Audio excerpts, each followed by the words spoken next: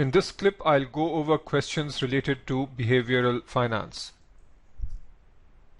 Our client is pursuing a high-risk investment strategy based on futures contracts. The expected value of the strategy is negative, but the potential gains are high.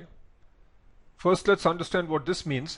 So it is possible that in this strategy, there are frequent losses and a few occasional high gains. So if this is a zero return, it's possible that there are several losses, but occasionally there can be very high gains.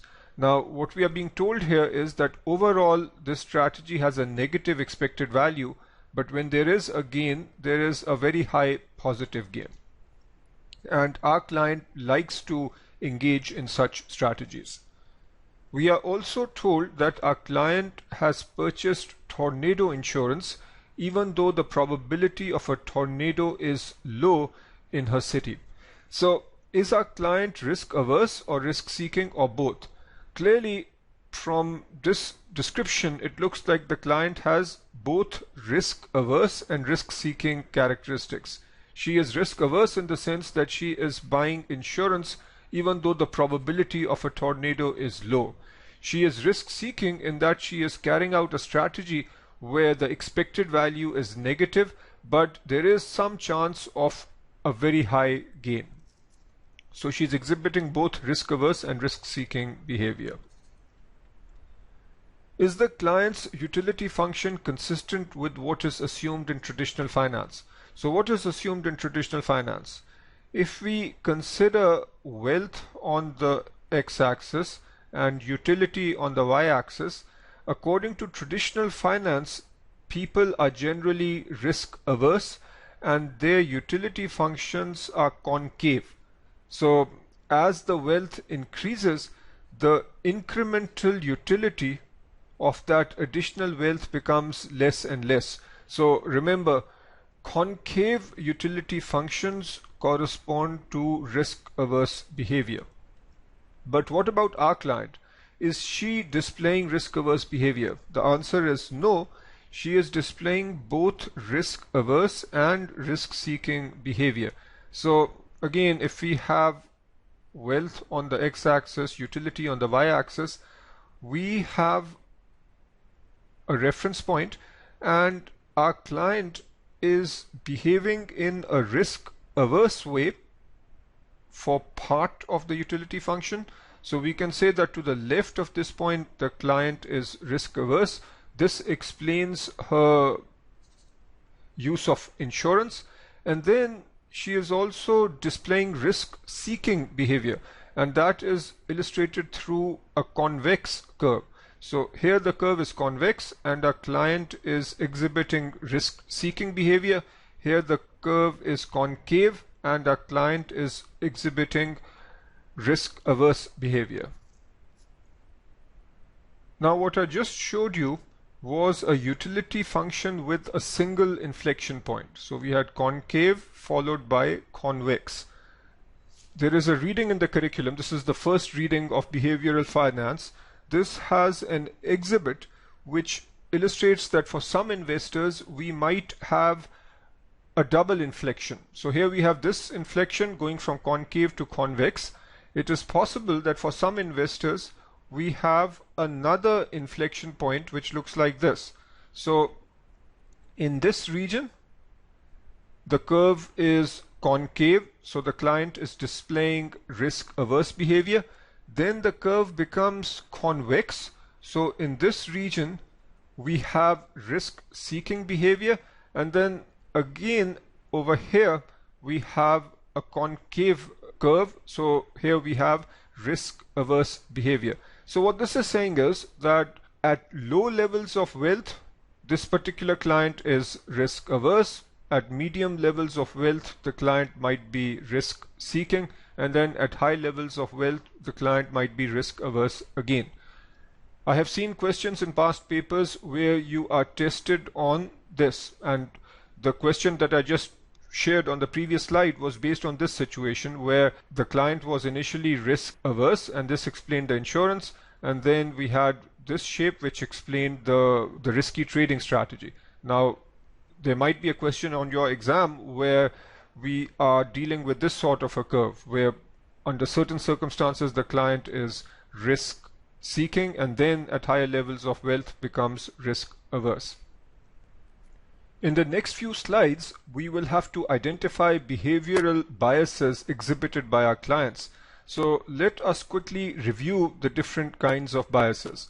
Broadly speaking, biases can either be cognitive or emotional. Under cognitive biases, we can have belief preservation biases or information processing biases. So let's look at the belief preservation biases first. Conservation bias. This is where a client maintains prior view by inadequately incorporating new information. So remember this using the word conservative or conservatism.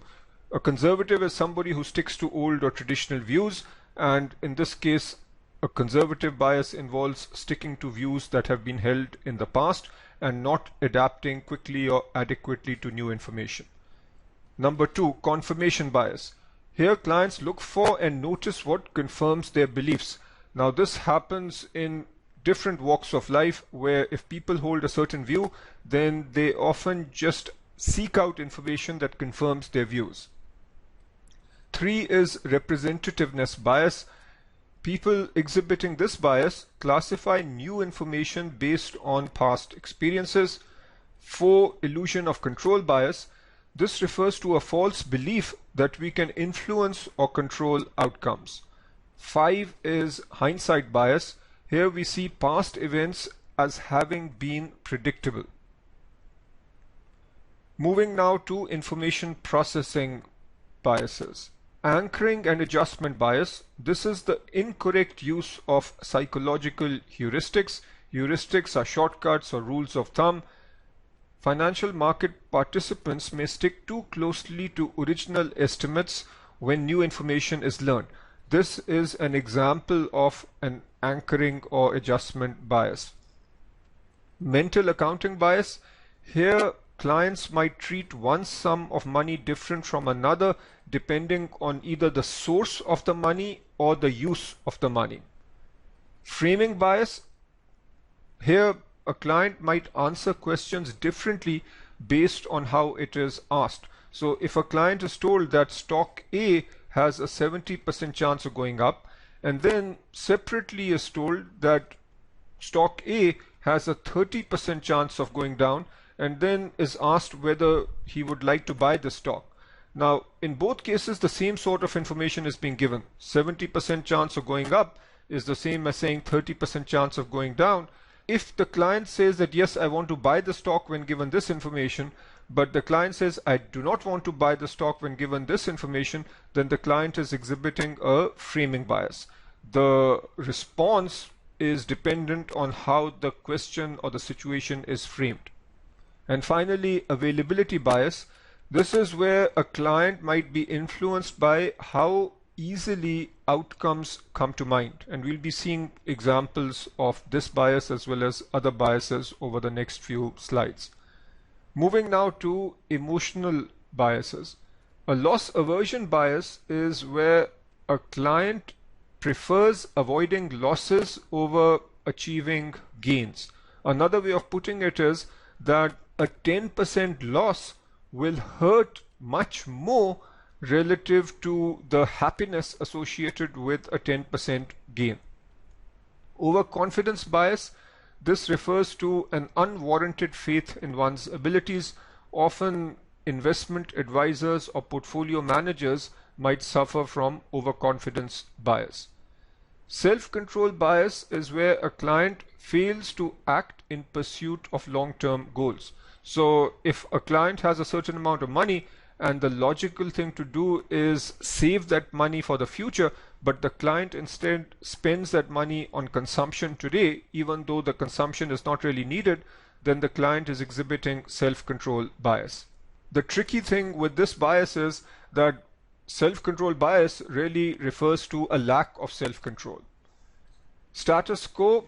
This is a bias where people are inclined to do nothing rather than make a change, even though the change should be made. Endowment. this is where people value an asset more when they hold the rights to it. So if somebody inherited an asset from his parents and holds on to it for that reason, the reason that he inherited it rather than the actual worth or value of the asset, then this refers to an endowment bias. And regret aversion, this is where people might make decisions to avoid the pain of regret associated with bad decisions. Let's now move to some questions. Our client has an annual salary of 300,000. Over the last 3 years, his annual bonus has averaged 30,000. He takes expensive vacations, travels first class, and stays at high-end hotels. He frequently entertains friends and family. His expenditures come from his salary. The bonus goes to a very modest retirement account. So given this information, can we say that our client is exhibiting some biases? We need to justify our answer and then also say how a rational economic man will behave differently. So here are the biases given, and the way this question is set up, it's a lot like what you might see on your exam, where you will be given some information about a client and then you will be given a list of biases and you will have to identify which biases are being exhibited and you will need to justify your answer. In my opinion, the best way of doing this is to go over each bias. You need to remember what that bias means and then determine whether there is any evidence in the case as to whether that bias is being exhibited. So anchoring and adjustment bias, this has to do with the incorrect use of psychological heuristics. That's not happening here, so we can rule that out. Mental accounting bias, this is where people separate their money into layers either based on the source of money or the use of money, and this is indeed happening because what our client is doing is treating the salary different from the bonus. So he spends all his salary and then he saves his bonus. So he is actually doing two things here. He is separating based on the source and then he is also separating based on use. How would a rational economic man behave? A rational economic man would behave in line with what traditional finance says, which is that one should not really separate money. In essence, the person is earning about 330,000, so he should think of this as one pool of money and make decisions based on the fact that this is how much his income is. A rational economic man will not separate money into salary and bonus and make separate decisions based on where the money is coming from. Next, framing bias. This refers to biases that come out of how a situation or a problem is framed, and that is not happening here. Availability bias. This is a bias where people make decisions based on how easily the outcomes come to mind or how easily certain situations come to mind. That's not happening here. And the final is self-control bias. This is indeed being exhibited because the person is taking most of his money and spending it. We are told that he has a very modest retirement account, which implies that this account perhaps, or the amount of money in this account is not sufficient, but he is still only putting a small amount of money in here and spending most of the money on current consumption. So this is an example of self-control bias. And I said earlier, self-control bias really refers to the lack of self-control. What would a rational economic man do? He would probably spend less and put more money into his retirement account. Next, we are given information about 4 different clients and we need to match each client's behavior to a particular bias. Client A bought tech stocks in 1999. He lost a lot of money in 2000-2001 when the internet bubble burst and vowed never to invest in tech stocks again. So what's this client exhibiting? He seems to be exhibiting regret aversion. So after this crash, he must have hurt a lot because before the crash he had a certain amount of money. After the internet bubble burst, his money went down. this decrease in wealth hurt him a lot, and based on that he decided not to invest in stocks again so that he doesn't have to face that regret again. So this bias is called the regret aversion bias. The issue is that if there comes a time where tech stocks are actually underpriced or undervalued, and logically it would make sense to buy them, but this particular investor would still not buy tech stocks because of what happened. So he wants to avoid any feelings of regret again. Client B does not review his investment portfolio unless explicitly pushed by his investment advisor. So this client wants to stick to what he has. He doesn't want to change. So he is exhibiting a status quo bias. Client C holds on to stocks in the transportation industry despite reports of a slowdown. The transportation index is at 75% of last year's high. Client C feels stocks will go back up. Now, we are not given any information that justifies why stocks will go back up. It appears that what the client has done is anchored the value of last year's high, even though the stocks are down to 75%. But since he has this number anchored in his head, he is holding on, thinking that the stocks will go back up. Now, it might be that the current valuation represents the fundamentals of the industry and the stocks are not likely to go back up. So the bias being exhibited here is an anchoring bias. Actually, this is called the anchoring and adjustment bias. Ideally, the client should adjust his view. So instead of making an adjustment, he is still anchored at last year's high. Client D only invests in companies she knows.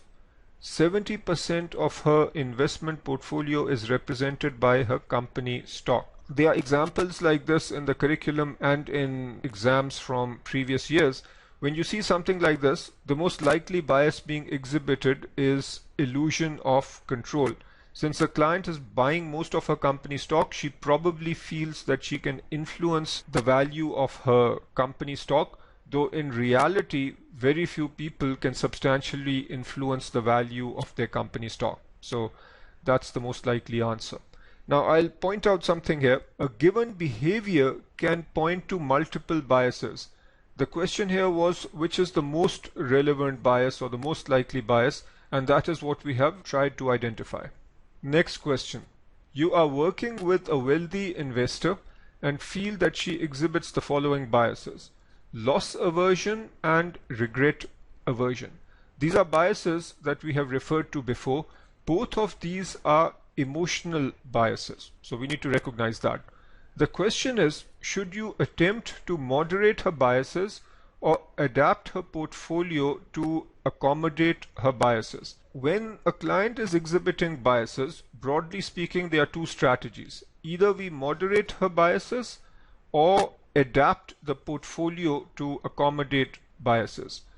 The high-level guideline is that when emotional biases are involved, it is very hard to moderate those biases. So if somebody's psychological makeup is such that she finds it very hard to deal with losses, or she might have a very strong regret aversion bias, simply by counseling her or talking to her, we might not be able to change these biases. So it makes sense to create a portfolio or adapt her portfolio to address these biases. On the other hand, if biases are cognitive in nature, and remember, under cognitive we had belief preservation biases and information processing biases. So with cognitive biases, it might make more sense to moderate. And moderate means trying to reason with your client and explaining and trying to help our client overcome the biases. So key point to remember, with cognitive biases we try to moderate, with emotional biases we tend to adapt our clients' portfolios to address those biases. Another dimension here is the level of wealth. So all else equal, if our client is wealthy, then it would be easier to adapt his or her portfolio to accommodate biases. On the other hand, if the client is not very wealthy, then we should make a stronger effort to moderate the biases. Here is a question which came in from a student. In one of the past exams, I saw terms like frame dependence and aversion to ambiguity biases. Are they the same as framing bias and loss aversion bias? So the frame dependence bias is the same as framing bias. Here, decisions are made or actions are taken based on how a question or a situation is framed. Aversion to ambiguity is not the same as loss aversion. And this particular bias, even though it comes in a recent exam, but this particular term is not used in the curriculum. So when you come across a term that you haven't seen before, just use common sense. Aversion to ambiguity is exactly what it states. Most people do not like ambiguity. So given two scenarios, A and B, where there is greater certainty involved with A, then investors will prefer A, because there is more certainty here as opposed to B, where there is greater ambiguity. In fact, the specific question that I think being referred to here involves a conversation between two people where one person makes a recommendation that a strategy should be followed where we know the cash flows for certain. Since this person is recommending a strategy where we know the cash flows, he is demonstrating an aversion to ambiguity. So another question has to do with how do we distinguish between availability bias and representativeness bias. So what I'll do is quickly review both these biases and then make a few comments. First, let's take availability bias. People who exhibit this bias take a heuristic approach to estimating the probability of an outcome based on how easily the outcome comes to mind. Easily recalled and understandable outcomes are perceived as more likely. Keyword being perceived. So just because something is easily recalled or easily understandable doesn't necessarily mean that it's more likely to happen. But those who exhibit this bias give such outcomes, the understandable and recallable outcomes, a higher probability. Where does this come from? So one is retrievability. So information that can be retrieved easily is likely to be given a higher probability. If we can neatly categorize something, we might say that this is more likely to happen. Might be based on an investor's or a client's narrow range of experience, or something that might resonate with how a given client thinks. The consequences of availability bias are choosing either investments or investment advisors based on advertising. So advertising often is in our face. So we make a decision or take an action based on advertising, we would be exhibiting availability bias. Limited investment opportunity set. So if we are limiting ourselves to what is available or what we know or what we see, then a consequence is that our opportunity set becomes limited. We then fail to diversify and possibly fail to achieve an appropriate asset allocation. So that's the availability bias. What about the representativeness bias? People who exhibit this bias classify new information based on past experiences and classifications. They adopt a view or forecast based almost exclusively on new information and or a small sample. So this and or is important. Notice that there can be an overlap between these two biases. So if a given client is making a decision based on a small sample, and that sample is something that is in the narrow range of our client's experience, then we can say that the client is exhibiting both availability bias and a representativeness bias. So also under representativeness bias, we might have a client who updates beliefs using simple classifications rather than deal with the mental stress of updating beliefs given complex data. So that again connects with something that we see in the availability bias. Notice that both these biases are cognitive, and as I said, a given behavior might point to both biases. There is an example in a past paper where a lawyer invests in companies which remind him of his most successful clients. The logic that this lawyer uses is that these clients became successful, so I can do well if I make the same investments that these clients made. In a sense, he is dealing with a small sample and he is using a very simple classification. So he is exhibiting representativeness bias. At the same time, this is the information that's available to him, and based on that narrow range of information, he is making a decision. So the lawyer here is also exhibiting availability bias. And that illustrates my point that the same information can point to more than one bias. So that is it for this segment. The next segment will cover study session 4, which has to do with individual investor portfolios.